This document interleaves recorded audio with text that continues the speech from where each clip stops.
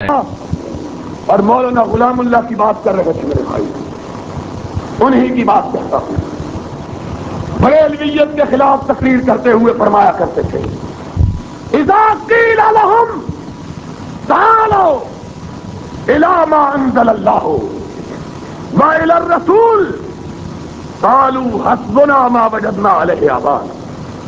جب انہیں کہا جاتا ہے اللہ کے کلام کی طرف آؤ، نبی کے فرمان کی طرف آؤ، تو کہتے ہیں ہم تو بابوں کے دین ماننے والے ہیں۔ میں کہتا ہوں وہی شیخ کی بات، اس بات کو عام رکھو، جو بھی رب کے قرآن کے مقابلے میں، نبی کے فرمان کے مقابلے میں اپنے کسی بڑے کی بات کرے، وہ بابوں کے دین کو ماننے والا ہے، نبی کے دین کو ماننے والا، نبی کے دین کے ماننے والا وہی ہے۔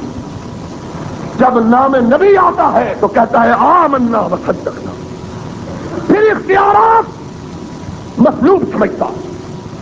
اور اگر دلیل یہ دی جائے کہ یہ مسئلہ اگر غلط ہوتا تو فلاں امام کیوں کرتا، یہ مسئلہ اگر نادرست ہوتا تو فلاں بزرگ نے کیوں کیا، یارو قیامت کے دن تم سے بزرگوں کے متعلق نہیں پوچھا جائے گا، قیامت کے دن تجھ سے پوچھا جائے گا کہ تو نے رب کا قرآن سنا، نبی کا فرمان سنا کہ نہیں سنا، تو کیوں نہیں مانا؟ بات پسند اور پھر آؤ ذرا دین کو سمجھو، کیا دین ہے؟ صحابہ کے درمیان اختلاف ہوا دین کے معاملے میں، انہوں نے حوالہ بڑوں کا نہیں دیا، یا رب کے قرآن کا دیا یا نبی کے فرمان کا دیا۔ اختلاف ہوا کہ نہیں ہوا کہ نہیں ہوا؟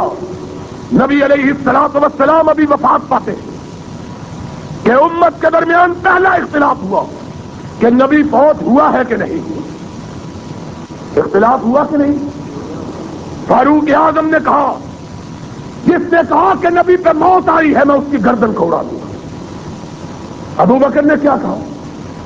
من کان منکم یعبد محمدا فإن محمدا قد مات۔ کیا تو کہتا ہے کہ جو کہے گا نبی فوت ہو گئے میں اس کی گردن کو اڑا دوں گا، میں کہتا ہوں نبی فوت ہو گئے۔ اختلاف ہوا کہ نہیں؟ اور دین کا مسئلہ تھا کہ نہیں تھا؟ اختلاف ہوا، کس طرح حل کیا؟ بزرگوں کی کشتی ڈلوائی کہ بڑا بزرگ آج دلیل کیا دی جاتی، کہتے ہیں فلانے بزرگ نے 40 سال عشاء کی نماز کے ساتھ فجر کی نماز پڑھی ہے، اس کی بات کیسے غلط ہو سکتی ہے؟ دلیل یہ، جواب میں دلیل یہ دی جاتی ہے، یار تسی پکھے تو پرا کر کے اور رکھنا تھی اسپیکر میں رکھ۔ دلیل کیا دی جاتی ہے جواب میں؟ کہتا ہے میرا امام مدینے میں پیدا ہوا، تیرا امام اجمی تھا، میرے امام کی بات سچی ہے کہ تیرے امام کی؟ اماموں کا مقابلہ کروایا جا رہا، وہاں کیا ہوا؟ چھوڑ دو، وہاں کیا ہوا؟ دونوں کے درمیان اختلاف ہوا، دونوں بڑے تھے۔ اس نے جواب میں یہ کہا تو مجھ سے اختلاف کرتا ہے، میں وہ ہوں جس کے متعلق نبی کائنات نے کہا تھا کہ اللہ نے حق کو عمر کی زبان پہ جاری کر دیا، تو میری بات کو کیسے ٹکرا؟ اس نے جواب میں یہ کہا کہ میں وہ ہوں جس کے لیے امام کائنات نے کہا تھا لا ينبغي لقوم ان يكون فيهم ابو بکر ان يؤمهم غيره، کہ ابو بکر کے ہوتے ہوئے میرے مصلی پہ کوئی دوسرا کھڑے ہونے کی جسارت کر سکتا؟ اس کے جواب میں حضرت عمر نے یہ کہا کہ میں وہ ہوں جن کی رائے کے مطابق آسمان سے کئی آیات اتری، اور جن کے لیے ام المومنین زینب سلام اللہ علیہا نے کہا ہے ان القرآن ینزل فی بیتنا ولکن ینزل علی رأی عمر، قرآن اترتا ہمارے گھر کے آنگن میں ہے لیکن اترتا عمر کی رائے کے مطابق ہے۔ انہوں نے یہ کہا کہ ٹھیک ہے تو عمر ہے، لیکن تو نہیں جانتا نبی نے تیری ساری زندگی کی نیکیوں کو میری ایک رات کی نیکیوں کے برابر قرار دیا تھا۔ یہاں مقابلہ ہوا ہے کہ تو بڑا کہ میں نہیں، وہی جو حضرت شیخ الحدیث نے آج پڑھی، ان تنازعتم فی شیء فردوہ الی اللہ ہے، کس کی طرف لوٹاؤ؟ ہم یہ نہیں کہتے امام عبد الرحمان کی طرف لوٹاؤ، ہم یہ نہیں کہتے مفتی صاحب کو چھوڑو، شیخ الحدیث کی طرف آؤ۔ اگر ہم کہیں تو مجرم کہتے ہیں کیا؟ کہتے ہیں یہ بزرگوں کو اس لیے نہیں مانتے کہ ان میں کوئی بزرگ ہوا ہی نہیں، اور بزرگی کا معیار سمجھا ہوا ہے دیے جلانے کو۔ کہتے ہیں ان کی قبر پہ کبھی دیا جلا ہے؟ کبھی کبھی میں جل جاتا ہوں تو میں کہتا ہوں دیے وہاں جلاتے ہیں جہاں اندھیرا ہوتا ہے، جس کی قبر میں روشنی ہوتی ہے وہاں دیے کی ضرورت محسوس ہے۔ تم دیے جلاؤ، دل بھی جلاؤ، روشنی تب بھی نہیں ہوگی۔ دیے وہ جلائے جس کے اندر اندھیرا ہو، جس کے اندر روشنی ہو، اس کے دیے کی ضرورت ہے۔ تیرے بدبودار تیل کے دیے کی اس کو ضرورت ہے؟ اس کو نہیں ہے ضرورت ہے دیے کی۔ بزرگی کے ساتھ، اور ابھی مولانا کہہ رہے تھے فاروقی صاحب، وہ بھی بھابھی ملا ہے۔ میں نے اپنے کئی دوستوں سے کہا، میں نے کہا جاؤ جاؤ 11ویں دینی ہے تو اپنے کسی آدمی کی دو، تمہیں 11ویں دینے کے لیے بھی ملا تو وہاں بھی ہی ملا ہے۔ تمہارے ہاں تو بزرگوں کا اتنا کال پڑا ہوا ہے ہی نہیں کوئی، وہ بھی ملا تو ہمارا، جاؤ اٹھاؤ اس کی بنیاد الطالبین۔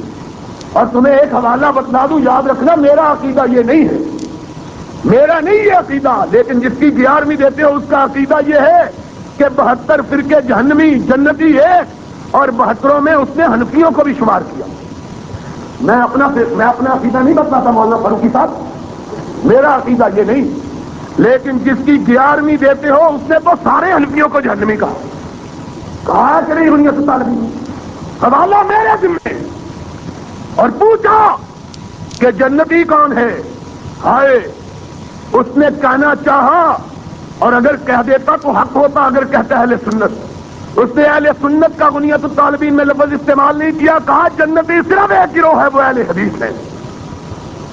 تم کو تو اپنا کوئی بزرگ بھی نہیں ملا بھی تو ہم سے چرایا ہوا ہے۔ مجھے ڈر ہے کسی دن امام عبد الرحمان کی ہی تم 11ویں نہ شروع کر دینا، تمہارا کیا پتا ہے؟ میں تو حافظ عبد الغفور صاحب کو بغداد میں جانا نہیں چاہتا تھا، میں نے کہا کہیں وہاں چلے جائیں، کہیں گے شیخ عبد القادر کا پوتا تو یہی آ گیا ہے۔ تمہیں کیا ملا تو اپنے گروہ سے نہیں، اپنے فرقے میں سے بھی کوئی نہیں ملا، اور فرقے میں سے بھی نہ ملتا تو کوئی معتدل ملتا، میرے جیسے کسی کو بنا لیتے پیر، جو کم از کم تمہیں کافر تو نہیں کہتا، بنا بھی اس کو جس نے سارے حنفیوں کو جہنمی قرار دے دیا، اور عقیدہ بھی ساتھ لکھا۔ کہا کیوں جہنمی ہے؟ کہتا ہے ایمان کی کمی بیشی نہیں مانتے، جو ایمان کی کمی بیشی نہیں مانتا وہ اہل نار میں ہے، اس کو مانا۔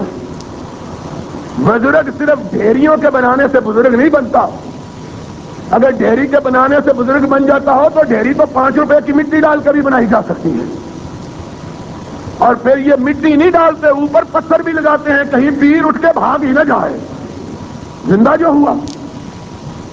اور بدبختوں، پھر تم نے جو گمراہی اختیار کی تو پھر گمراہی کہیں رکتی نہیں ہے، پھر جہنم میں لے جا کے چھوڑتی ہے۔ جب عقیدہ اختیار کیا زندگی کا تو پھر ایک بد باطن نے لکھا حضور اس طرح زندہ ہے کہ حضور کی بیویاں شب بصری کے لیے حضور کی قبر میں پیش کی جاتی ہیں۔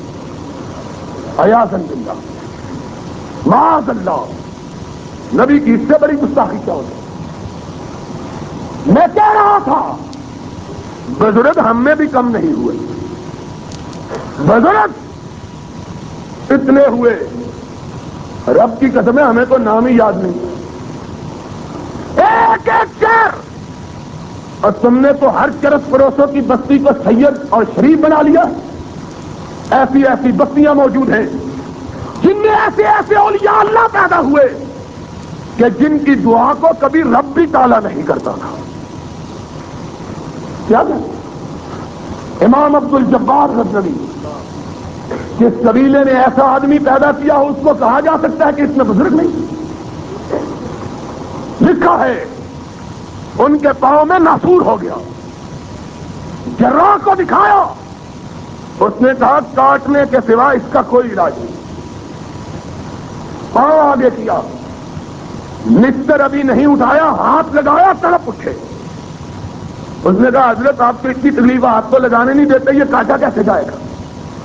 سوچ سوچ کر کہنے لگے ایک ہی صورت.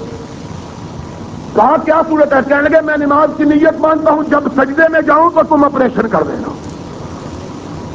سجدہ کیا, جراح نے ناسور کاٹ کے پھینک دیا, سلام پھیری تو فرمایا میں نے تم کو کہا تھا نماز میں آپریشن کر دینا, تم نے کیا کیوں نہیں ہے؟ اس نے کہا حضرت میں نے تو کاٹ کے بھی پھینک دیا. کہنے لگے رب محمد کی قسم مجھے پتا ہی نہیں چلا. حضرت بزرگوں کی اگر بات کریں تو ہم میں وہ پیدا ہوا جس کو لوگ مولا امیر سیال کوٹی کے نام سے جانتے. ایک ہندو ڈاکٹر نے کہا کہ امرتسر میں جب اس کو آپریشن کے لیے لایا گیا تو اس وقت ابھی سائنس اور طب نے اتنی ترقی نہیں کی تھی. آپریشن سے پہلے بے ہوش کیا جاتا تھا, کلورو فارم سنگا تھا. کلورو فارم لایا گیا. مولانا ثناء اللہ امرتسری رحمت اللہ علیہ پاس کھڑے تھے, ہندو ڈاکٹر, امرتسر بڑا مشہور تھا اس زمانے میں پنجاب میں. کہا مولوی صاحب یہ کیا کرنے لگا ہے ڈاکٹر؟ کہا بے ہوش کرنے لگا. کہا بے ہوشی نیند کی بہن ہے, اور میں نے نبی کا جب سے فرمان سنا ہے کہ سونے سے پہلے سورہ ملک پڑھ کے سوو, میں نے زندگی میں کبھی سورہ ملک نہیں چھوڑی. اس کو کون رک جائے, پہلے میں سورہ ملک کی تلاوت کروں پھر مجھے بے ہوش کرے. اب سورہ ملک آنکھیں بند کر کے سورہ ملک پڑھنی شروع, اور ڈاکٹر نے سمجھا کوئی لمحے دو لمحے کی بات ہوگی, پتا چلا مولوی تو بڑا لمبا پڑھ رہا. اس نے کلورو فارم سنا دیا.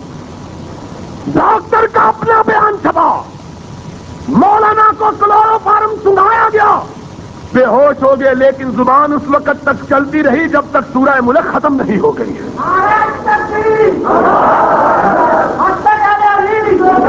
بزرگوں کا مقابلہ نہ کرو. ہم کہتے ہیں دین اسلام بزرگوں کا نام نہیں ہے. بزرگ ہم نے بھی, اور تم نے صرف روٹی کھانے والے بزرگ پیدا کیے, ہم نے خون دینے والے بزرگ پیدا کیے. کیوں؟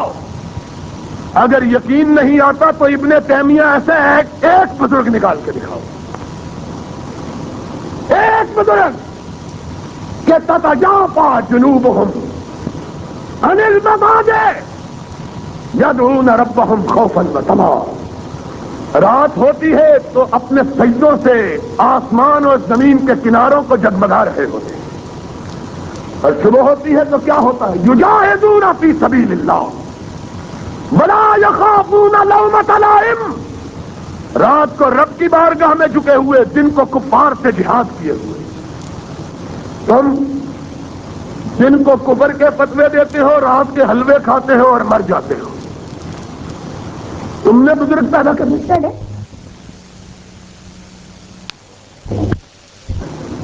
کہنے لگے کس بات کا افسوس ہے؟ کہنے لگا میرے بعد پلاؤ اور زردہ کون کھایا کرے گا؟ یہ بزرگ ہے. خدا کی قسم اس کو 14ویں صدی کا امام اور مجدد لکھا گیا, اور پھر صبر نہ آیا. لوگوں نے کہا غم نہ کرو, مر جاؤ, تمہارے بعد تمہارا کوئی بندوبست کریں گے. 17 کھانوں کی فہرست تیار کر کے دی, کہنے لگا ہر جمعرات کو لے کے آیا کرنا. اگر کھا نہیں سکوں گا خوشبو تو پہنچا کرے گی. یہ بزرگ, بزرگی کا معیار کیا؟ ہم نے کہا چھوڑو, بزرگ صرف وہ ہے جو کائنات سے رخ موڑتا اور محمد سے اپنا رشتہ جوڑتا ہے صلی اللہ ہو. صرف اس کو اختلاف ہوا صدیق کے درمیان, فاروق کے درمیان. کسی نے اپنی بزرگی کو بطور دلیل پیش کیا کہا؟ صدیق نے کہا ما محمد الا رسول قد خلت من قبلہ الرسل افإن مات او قتل انقلبتم علی اعقابکم ومن ينقلب علی عقبیہ فلن یضر اللہ شیئا.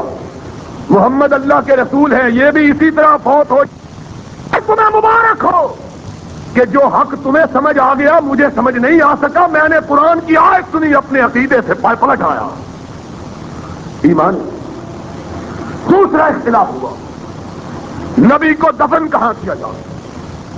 کسی نے کہا جنت البقیع میں، کہ یہ وہ جگہ ہے جس کے بارے میں کائنات کے امام نے کہا کہ اس میں 70,000 لوگ ایسے دفن ہوں گے جو بغیر حساب و کتاب کے جنت میں جائیں، جس میں نبی کے چچا، نبی کے رشتہ دار دفن، نبی کے صحابہ دفن۔ حدیث پڑھی کہ نبی نے فرمایا نبی جہاں فوت ہوتا ہے وہیں دفن ہوتا۔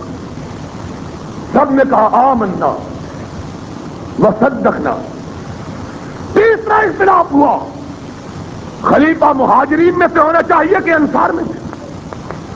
دونوں طرف بزرگ تھے، ایک طرف وہ تھے جن کے بارے میں رب نے کہا والذین تبوؤا الدار والایمان۔ انصار وہ ہیں جنہوں نے صرف مومنوں کو پناہ نہیں دی، ایمان کو بھی پناہ دی ہے۔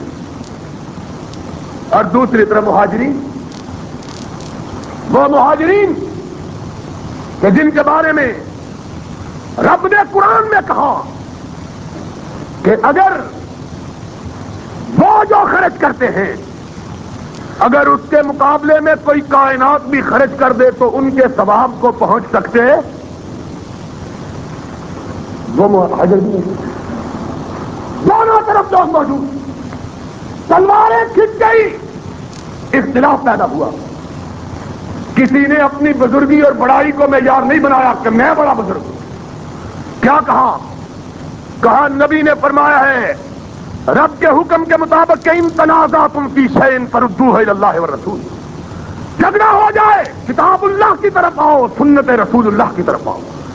کیا کہا الائمۃ من قریش من بعدی، میرے بعد میری امت کا امام اگر ہوگا تو قریشی ہوگا۔ انصار نے حدیث سنی، کہنے لگے آمنا وصدقنا۔ یہاں کیا ہوتا ہے؟ ہم کہتے ہیں رفع یدین، یہ وہ حدیث ہے کائنات کی اکلوتی حدیث جس کو نبی کے ان 10 صحابہ نے روایت کیا ہے جن کا نام لے کے نبی نے ان کو جنت کی بشارت دی ہے۔ نام لے کے جواب میں کیا کہتے ہیں؟ کہتے ہیں جی امام صاحب نے تو یہ نہیں کہا، خدا کا خوف کرو۔ ان تنازعتم فی شیء فردوہ الی اللہ ہے۔ دین سادہ، دین میں لوگوں کو ایک دوسرے کے خلاف سب آرا نہ کرو، اور ہماری دعوت کائنات کی اکلوتی دعوت ہے جو لوگوں کو اپنی بستی کی طرف، اپنے قبیلے کی طرف، اپنی برادری کی طرف، اپنے بڑوں کی طرف نہیں بلاتی، بلکہ کائنات کو اگر بلاتی ہے ہم تو یا رب کے قرآن کی طرف بلاتے ہیں یا محمد کے فرمان کی طرف بلاتے ہیں صلی اللہ ہو۔ اور دین صرف یہی دو چیز ہے، اور یہی عقیدہ ہے ائمہ کا۔ وگرنہ بتلاؤ کہ امام ابو حنیفہ رحمۃ اللہ علیہ کس کی تقلید کیا کرتے تھے، اور جو کام امام ابو حنیفہ نے نہیں کیا وہ ہم سے کیوں کرواتے ہو؟ سوچو تو صحیح، کبھی غور کیا ہے؟ اور ابن حزم تیری تربت پہ رب کی کروڑوں رحمتیں ہوں، اس نے کہا کہ اگر اسلام میں تقلید جائز ہوتی تو صدیق و فاروق کی تقلید کا حکم دیا جاتا، صحابہ کی تقلید کی جاتی عائشہ صدیقہ کی رضی اللہ تعالی کہ صحابہ کہتے ہیں جب تک ام المومنین موجود تھی ان کے دروازے پہ نبی کے فرامین سمجھنے والوں کا ہجوم رہتا تھا۔ جب بھی کسی مسئلے کے سمجھنے کی ضرورت ہوتی نبی کے گھرانے پر دستک دی جاتی، نبی کی بیوی مسئلے کو نبی کی حدیث کی روشنی میں حل کر دیا کرتی تھی۔ تقلید کرنی ہوتی تو عائشہ کی جاتی رضی اللہ تعالی۔ کیا دین بنایا؟ دین سادہ۔ ہم یہ کہتے ہیں آؤ ذرا ہماری بات بھی سنو، ایک مسئلہ جاؤ ساری دنیا کے مطلب کے لوگوں کو میرا چیلنج، ایک مسئلہ فضائل حدیث کا، کتاب اللہ کے خلاف، سنت رسول اللہ کے خلاف ایک مسئلہ، صرف ایک مسئلہ ثابت کر دو، رب کی قسم ہے سورج کے طلوع ہونے سے پہلے ہم اس کو چھوڑ دینے کے لیے تیار ہیں۔ رب کی قسم، صبح کے سورج سے پہلے ایک مسئلہ بتلا دو۔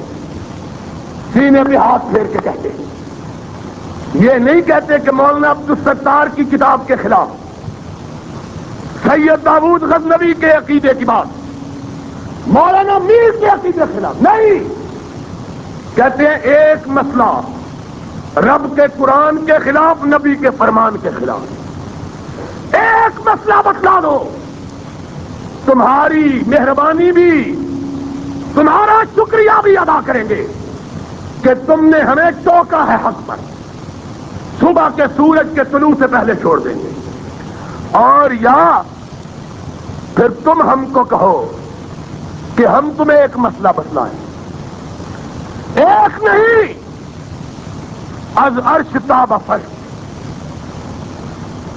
اور یارو آخری بات کہہ دیتا ہوں، دنیا کے معاملات میں تم اتنے سیانے ہو،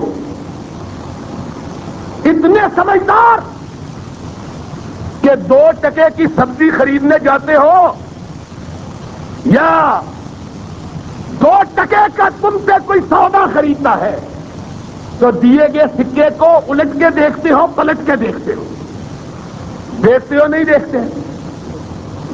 نوٹ 10 روپے کا لے کے آئے ایک آدمی، داڑھی رکھی ہوئی ہو، کہ بابا یہ لے لو، کہے گا کیسے؟ کہتا ہے دیکھو تمہارے نوٹ سے اس کا کاغذ اچھا ہے، اس کی چھپائی سے اس کی چھپائی بہتر ہے، اس کے رنگوں سے اس کا رنگ خوبصورت ہے، اس کے سائز سے اس کا سائز بڑا، یہ کیلنڈر اتنا ہے، لے لو۔ کیا کہے گا؟ کہے گا پاگل ہے، جا اس کیلنڈر کو اپنی دکان پہ جا کے لکھا، میرے پاس لانا ہے تو سکہ لے کے آ۔ کہو گے نہیں کہو گے؟ کہے گا پاگل، سکہ ہے، 10 روپے اوپر لکھا ہوا ہے، اسی طرح کی مور لگی ہوئی ہے، اسی طرح کی چھپائی ہوئی ہے، اسی طرح کا کاغذ اس سے بہتر لگا ہوا۔